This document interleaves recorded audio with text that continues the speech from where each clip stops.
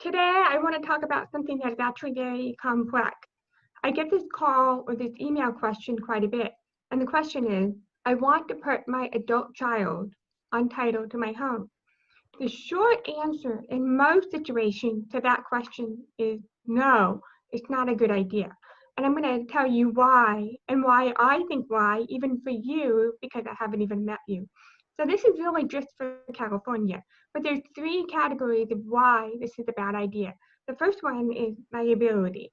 The second category is taxes, and that's taxes in terms of capital gain taxes, and in California, we talk about property taxes. And then the third category for why it's a bad idea, in terms of my no answer to you, is about control. So then let's get back to liability. So we put your child on title to your home. So now your home is owned by Jennifer, an adult son. Let's name him Donald. That's the name of my husband, so that's a good name. So Jennifer and Donald, son and mother, now own the property. Don does something bad. He has child support issues. He gets into a car accident. He files for bankruptcy. Something's happening in his life. Now, this is your child.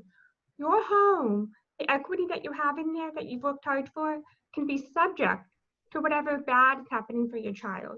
That's reason number one. We don't want to put your children untitled to your home because of that liability reasons. It's your equity, so we want to keep it safe. So now let's talk about taxes. Taxes is confusing. I'm going to try and make this simple. In California, we have two kinds of taxes that come into play when you add someone onto the home. The first, we want to talk about bases. And then the second one, in terms of the taxes, is property taxes. When you add your adult child onto your home, so let's say you bought this home in 1977. It's a cute little house in the city of Long Beach, which is near where my practice is. And let's say you bought it for $30,000. And that's not unreasonable back in 1977. Now, let's say that home today in 2020 is worth $700,000, and that's probably what it is worth today, because real estate's crazy. If you add your child untitled to that home, that means when that child goes to sell the home after you die, years later, or even during your lifetime, that child takes the same basis in which you got the property. So again, at $30,000 to $700,000, that child, when they sell that property, if they go untitled during their lifetime, will have to pay a capital gain tax for the difference. The tax is high.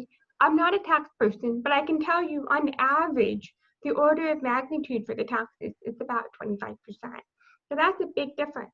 If your child inherits your home when you pass away, the law right now says that child gets a stepped up in basis. So if you die in 2025, 2030, 2040, let's push it out. But whatever that is, if that home is now worth $900,000, which is not unusual in California, your child would get $900,000 as their basis. So then when they go to sell it a year later, 900 to 910, there's no tax. That's amazing. That is absolutely amazing. Now let's talk about property taxes. Some people say, oh, I want to add my child on. In California, we have what's called Proposition 13. That means the original homeowner keeps a low tax basis subject to minimal increases over the years because our property values have gone through the roof. When you add a child on title, yes, we can keep the same property tax basis for you. But sometimes I get the question to say, I want to add my niece. I want to add a grandchild. I want to add another young beneficiary. We still have a liability problem. We still have a tax problem. And now we have a property tax problem. Because if it's not a transfer between parent to child to parent, or grandparent to grandchild in certain cases, property taxes for that property will go up to market value because it's considered a change of ownership, and we don't want that. Now, I know I'm generalizing and offering very broad advice, but that's another reason for my no. The third reason for the no is actually about what I consider control.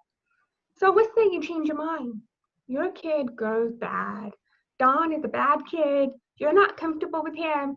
You think, wow, I want to skip him. I'm going to give my house to charity.